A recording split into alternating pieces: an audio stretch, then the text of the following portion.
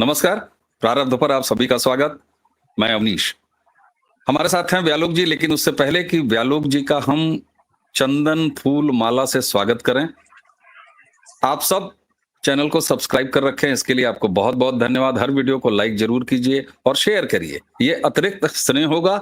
Bell icon दबा लेंगे तो किसी भी वीडियो की सबसे पहले चिट्ठी सीधे आपके मोबाइल पर जाएगी, आपके यंत्र पर जाएगी कि प्रारब्ध पर वीडियो आ गया। अब फूल चंदन अक्षत लेके स्वागत करते हैं व्यालोक जी का। व्यालोक जी, बहुत बहुत स्वागत, नमस्कार, राम राम। जय सिया राम। प्रारब्ध के सभी दर्शकों श्रोताओं को नमस्ते, यादव जी को प्रणाम। जी व्यालोक जी, आज हमारी टीम ने हाहाकारी थंबनेल बनाया है। बहुत सारे दर्शक ये वीडियो जब सुनना शुरू कर रहे हैं तो भरे होके बैठे होंगे एकदम कि ये क्या मजाक है। थंबनेल कह रहा है कि मुख्तार अंसारी, माफिया मुख्तार अंसारी, उसके बेटे की विधायकी बहाल हो गई। चलिए साहब, ये मामला कोर्ट का है, कोर्ट पर आपके साथ अलग से बात करेंगे कि कैसे कैसे निर्णय आते हैं। लेकिन आखिर योगी कैबिनेट का वो कौन मंत्री है जो इसको लेके खुश है? दरअसल दर्शकों, हुआ क्या है कि एमपी एमएलए कोर्ट ने सजा दिया था और जिस मियाद की सजा थी उस हिसाब से अब्बास अंसारी की विधायकी जानी तय थी।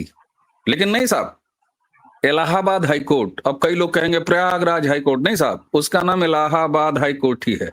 इलाहाबाद हाई कोर्ट ने मुख्तार अंसारी के बेटे विधायक अब्बास अंसारी को 20 तारीख को बहुत जबरदस्त राहत दे दी और कही कि नहीं साहब, ये सजा गलत है, विधायक जी माननीय हैं, वो विधायक रहेंगे। अब सवाल ये होता है कि योगी सरकार के कौन से ऐसे कैबिनेट मंत्री साहब हैं जो प्रसन्न हैं? जरा जानिए, समझिए, इस खेल को भी समझिए। उनका नाम है स्वनामधन्य ओम प्रकाश राजभर जी। और क्यों खुश हैं?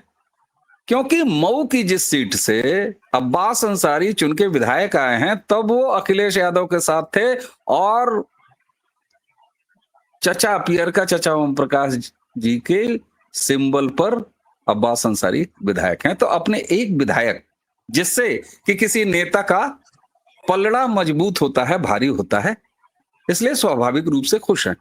अगर कहा जाए तो टेक्निकली उनकी खुशी बिल्कुल ठीक है, उनके एक विधायक की विधायकी बच गई। लेकिन इस पर भी बात करेंगे, लेकिन उससे पहले व्यालोक जी से शुरुआत करेंगे। साहब, एमपी एमएलए कोर्ट अपराधियों को इस तरह की सजाएं देता है, लेकिन फिर काले कोट वाले मिलाट साहब, और सुना है कि आपके खजाने में तो मिलाट साहब के काले कोट वाले काली के कई पैमाने मौजूद हैं। व्यालोक जी, शुरू किया जाए सर। मैं बचपन से कहता आ रहा हूं कि इन तथाकथित कोठों को कोठा ही कहा जाए, कोर्ट वोट न कहा जाए, क्योंकि कोर्ट में भी कम से कम फैसले सुनाए जाते हैं। पूरे भारतवर्ष में 5 करोड़ मुकदमे लंबित हैं सर, आप सोचिए। और आप तो उत्तर प्रदेश बिहार की चीजों को समझते हैं, आपसे ज्यादा क्या कहा जाए। दादा ने मुकदमा किया है जमीन का, पोता लड़ रहा है और तब भी फैसला नहीं आया है। बिहार में तो स्थिति और खराब है, 4 पीढ़ियां गुम हो जाती हैं, कोई फैसला नहीं आता है। पेशकार साहब जो होते हैं वो जज साहब की नाक के नीचे इस बात की पेशगी लेते रहते हैं कि कौन सी तारीख दी जाए, और ये सब मैं एकदम सामने कह रहा हूं। मानहानि का मुकदमा करना है कीजिए, नहीं करना है नहीं कीजिए, क्योंकि ये सिवाय उन काली कोटों के जिनकी आत्मा उस काली कोट से भी ज्यादा काली है, आत्मा काली है साहब, हृदय तो छोड़िए, आत्मा तक इनका बदबूदार है। उनके अलावा पूरी दुनिया को, पूरे भारतवर्ष को पता है कि हमारी कोर्ट्स सड़ती बदबूदार व्यवस्था का सबसे ज्वलन और सबसे धधकता हुआ प्रमाण है। इन काले कोटों के अलावा उस कोर्ट पर किसी की आस्था नहीं है, और ये एकदम सच्ची बात है। आपने एक बात कही कि इन्होंने आपस में घालमेल किया। भाई साहब, यही वो कोर्ट है जो अभी कुकुर विमर्श पर अपना फैसला वापस लेता है, लेकिन कश्मीरियों के बारे में यही कोर्ट, यही कोठा बोलता है कि साहब बहुत बात हो गई। बहुत साल बीत गए, 5 लाख कश्मीरी हिंदुओं के जान की कोई कीमत नहीं, और आप कुकुर विमर्श चलाए हुए हैं और पूरे देश में चल रहे कुकुर विमर्श से डर कर आप अपने फैसले को पलट भी लेते हैं, लेकिन कश्मीरी हिंदू आपकी नजर में कुत्तों से भी गए बीते हैं।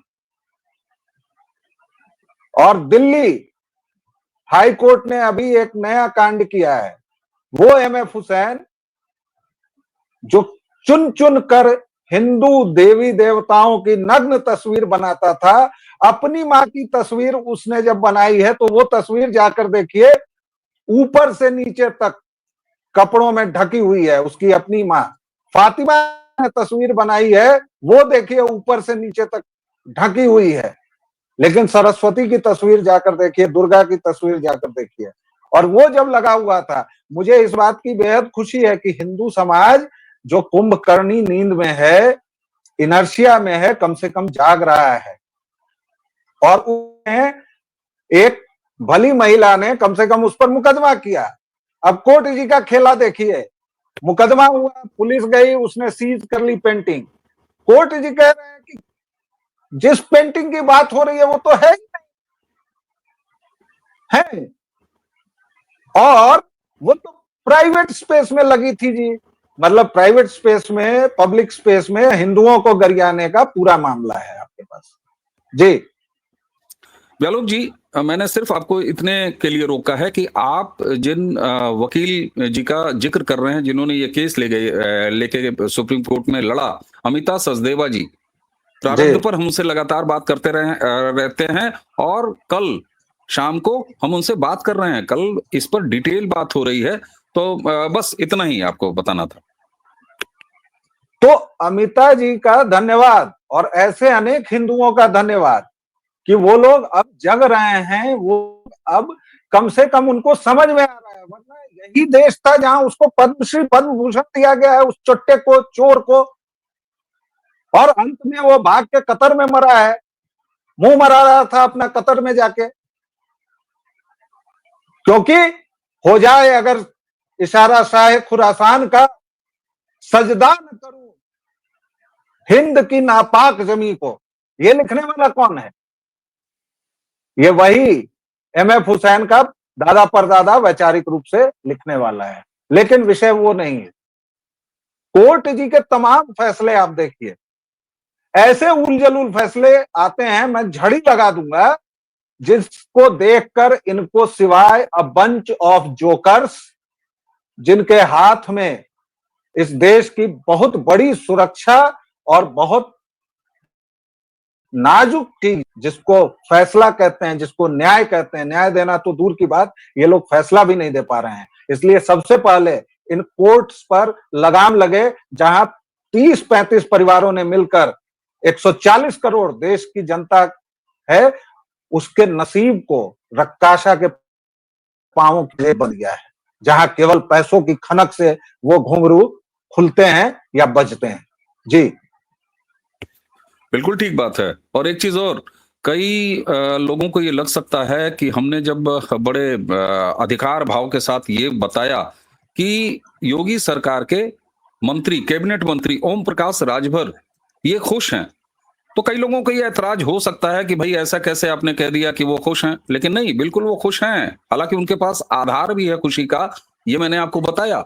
और ये आप देखिए, अखबार में ये बाकायदे छपा हुआ है कि हाँ साहब, उनको खुशी हासिल हुई। और उन्होंने कहा है ओम प्रकाश राजभर जी ने कि हमारी जीत हुई। अब उनकी जीत टेक्निकली, मैंने कहा ही था कि बिल्कुल सही बात है, उनका एक विधायक अपनी विधायकी पर कायम है, जीत हुई।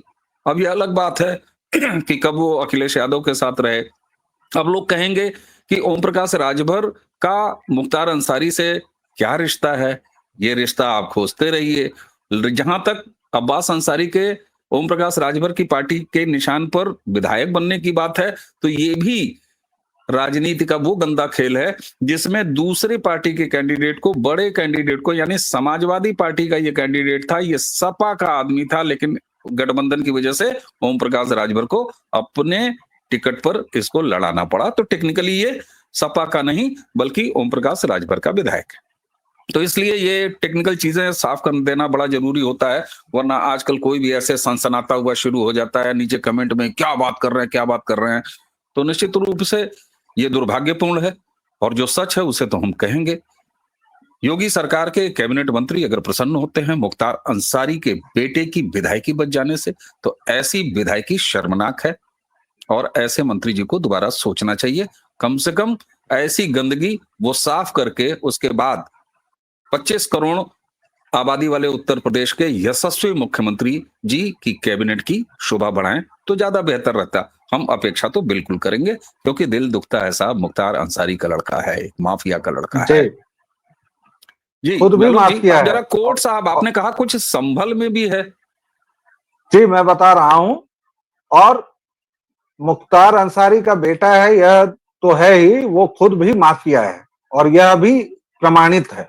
लेकिन कोर्ट जी की तरफ बढ़ने से पहले योगी जी के ही यहाँ के और केंद्रीय मंत्री जी की बात कर दूं मैं जरा। स्वतंत्र देव सिंह जी ने, उनके सुपुत्र के लिए प्रोटोकॉल जारी हो गया, बंद पिट गई, अरे निजी अरे सचिव को सुनिए, हटाया गया, निजी सचिव को हटाया गया। अच्छा ये सब हो गया है। मुझे तो कल किसी ने कहा कि साहब ये फर्जी है। सर सुनिए, बात सुन लीजिए।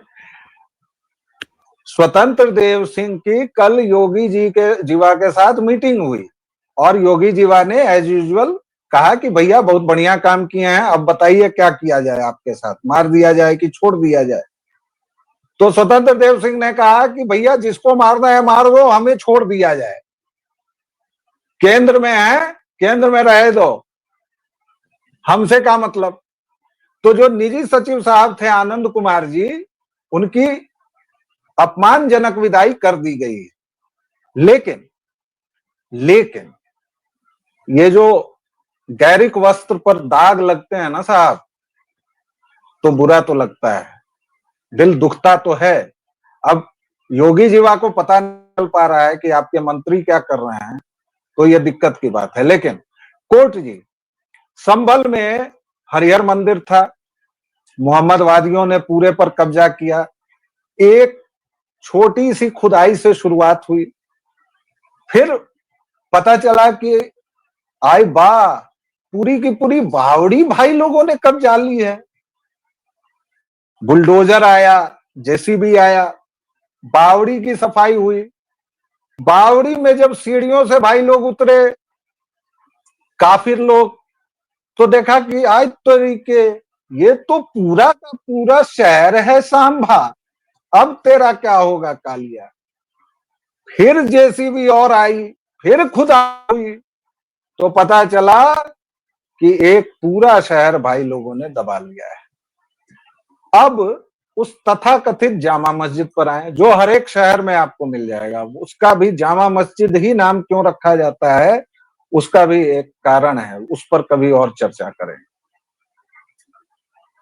भोपाल चले जाइए, दरभंगा चले जाइए, पटना चले जाइए, अमीनाबाद चले जाइए, गाजियाबाद चले जाइए, हर एक शहर में आपको एक जामा मस्जिद जरूर मिलेगा।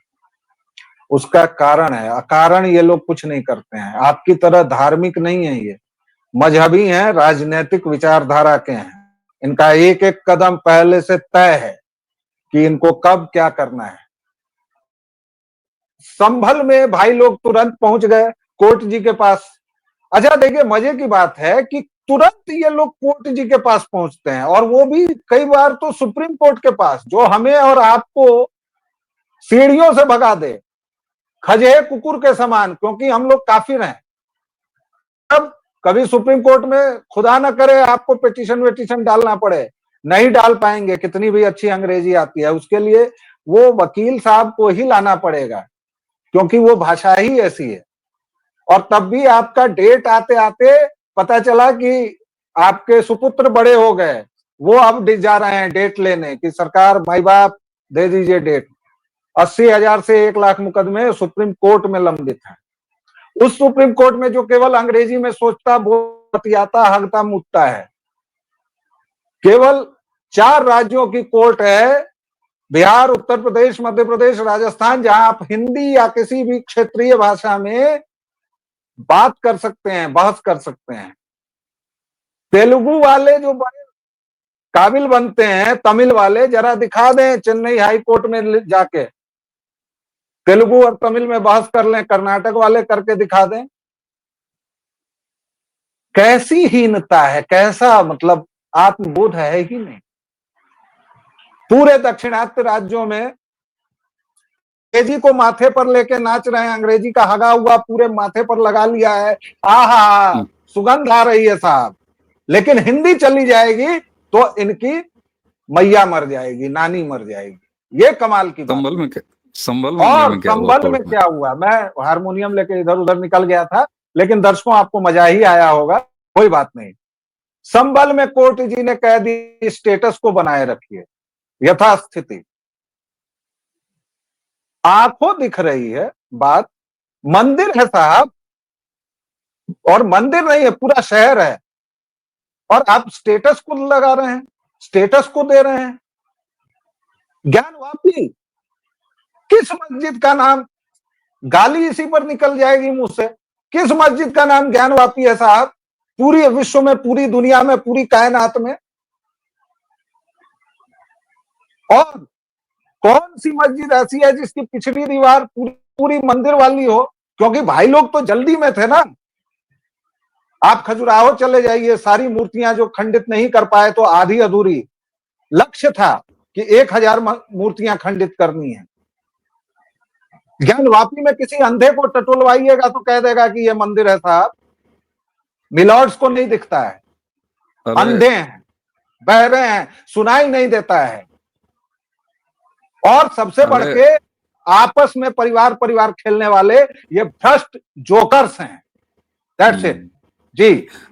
अरे आपने कहा कि बड़े जल्दी में थे ये जो विध्वंसकारी थे, तो ज्ञानवापी में जो शिवलिंग निकला और उसको झरना साबित किया, तो झरना किस आकार पे? दर्शकों वो तस्वीर याद होगी, ऊपर जो है एक सीमेंट लगा दिया। तो आप जानते ही हैं ये पंचर छाप कौम है, ये पंचर बनाती है। तो पंचर कैसे बनाया जाता है? ऐसे उठाया, कुछ साट दिया। इसीलिए ये हर जगह अपने विध्वंस का सबूत छोड़ के जाते हैं। चलो जी, आखिर कोर्टों को इस तरह की चीजें और सूचिता दिखाई नहीं देती है। एक तरफ वर्तमान सरकार संविधान में संशोधन के लिए 130वां बिल लेके आई है, जिसमें कोई मंत्री, कोई मुख्यमंत्री, इवन प्रधानमंत्री अगर जेल चले जाते हैं किसी भी मामले में तो 31वें दिन पद छोड़ना पड़ेगा। विपक्ष आज सरकार नहीं है, विपक्ष में है तो हड़क गई है, कह रही अरे अरे इसका तो हम विरोध करेंगे। अरे भाई तुम्हारी सरकार नहीं है तो तुमको कौन सी चिंता, ये तो सारा सिटिंग लोगों के लिए है। लेकिन सवाल ये होता है कि वो न्यायपालिका जिसे आदमियों से जाते, ऐसा है पेटा वालों हमको नोटिस भेजना हो भेज देना, और डॉग लवर्स अगर नीचे गालियां देना हो तो दे लेना। लेकिन भैया कुत्ते की जगह कुत्ते होती है, आदमी की जगह आदमी हो, ये फर्क करना है। आपने कहा कि 1 लाख मुकदमे उनके पास पेंडिंग है, उनको तो कुत्तागिरी करने में मजा आ रहा है। कभी कहते हैं कुत्ता उठाओ, कभी कहते हैं कुत्ता छोड़ो, कभी कहते हैं कुत्ता यहाँ खिलाओ, कभी कहते हैं कुत्ता वहां खिलाओ। न्यायपालिका की ये कुत्तागिरी क्या अब ये नहीं कहती है कि साहब अब आपका भी बंदोबस्त तो हो जाना चाहिए, अब न्यायिक सुधार आ जाना चाहिए? उम्मीद है सर?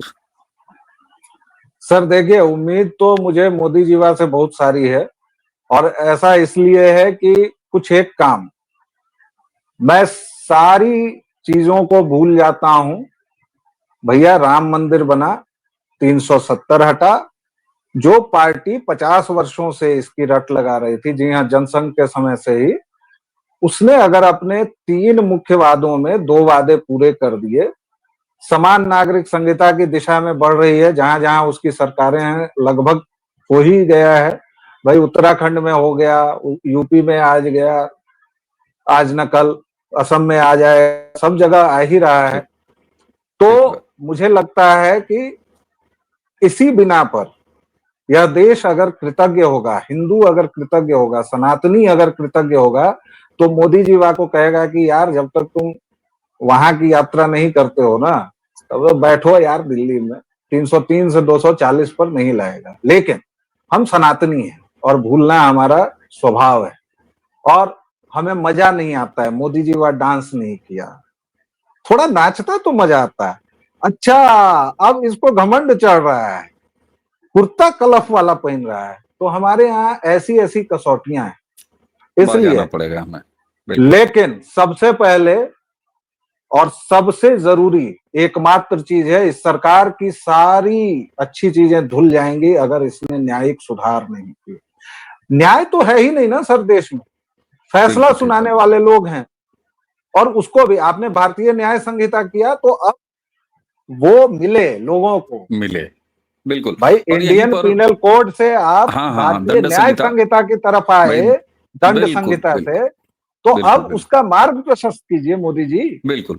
और यहीं यहीं व्यालोक भाई, नियत में वो ईमानदारी, वो कमिटमेंट दिखाई देता है कि जब आपने दंड को न्याय में परिवर्तित किया, तो जो दंड सुनाते थे, जो खुदे दंड के भागी हैं, नैतिक हो चाहे कुछ भी, उनसे अब न्याय निकलवाइए। इनसे तो न्याय नहीं होगा साहब, और न्याय हो नहीं रहा है। हम लोगों ने आज कुछ खट्टी बातें भी की। हमें नेतृत्वों पर पूरा भरोसा है, लेकिन सरकार चलाने की अपनी मजबूरी है। आखिर क्या वजह है कि मुख्तार अंसारी का एक बेटा जो खुद माफिया है, उसकी विधायकी अगर बरकरार रहती है, तो उससे हमारे योगी जी के कैबिनेट मिनिस्टर को प्रसन्नता होती है। हालांकि उनकी प्रसन्नता टेक्निकली बिल्कुल सही है, लेकिन शीर्ष ईमानदार है। लेकिन इस तरह की मजबूरियां भी हमें, और यहीं मैं कहता हूं ये सोशल रिस्पॉन्सिबिलिटी भी है व्यालोक जी। आज मौका नहीं बिल्कुल मिल सकता था कि योगी जी के कैबिनेट के एक मिनिस्टर खुश हों इस अंसारी के विधायकी बरकरार रहने पर। क्यों? क्योंकि अगर हमने भारतीय जनता पार्टी को अकेले इतनी सीटें उठा के दे दी होती, तो ये अवसर नहीं आता। इसीलिए मैं कहता हूं कि बाकी सबकी जिम्मेदारी है, हमरो जिम्मेदारी है, आपकी भी जिम्मेदारी है। इसलिए ये 2 उंगलियों वाली क्रांति लगातार होनी चाहिए। व्यालोक जी, आपने समय दिया और हम लोगों ने एक ऐसी चर्चा की जिसमें सारे तत्व थे, और ईमानदार चर्चा ऐसे ही करेंगे साहब, बिल्कुल करेंगे साहब, ऐसे ही करेंगे। छोटे हैं साहब, सुन लीजिएगा। व्यालोक जी, विदा लेने से पहले दर्शकों से एक बार फिर अपील कर दिया जाए, व्यालोक वाणी को भी पर्याप्त स्नेह आपको देना है। बहुत डांट डपट के, जी हाँ मैं इनके सामने कह रहा हूं, बहुत डांट डपट के, हुरपेट के भोजपुरी का एक शब्द है व्यालोक वाणी, एक बार फिर ट्रैक पे लाने का प्रयास हो रहा है। आप अगर वहां जाके अपना स्नेह देंगे तो बहुत बहुत आपको आभार। प्रारब्ध आप देख ही रहे हैं, उसे स्नेह आप दे ही रहे हैं, इसके लिए आपका बहुत बहुत धन्यवाद। तो आज की अब ये चर्चा यहीं समाप्त करते हैं। मुझे और व्यालोक जी दोनों को आज्ञा दीजिए। नमस्कार, जय प्रणाम, श्री जय राम। जय श्री राम।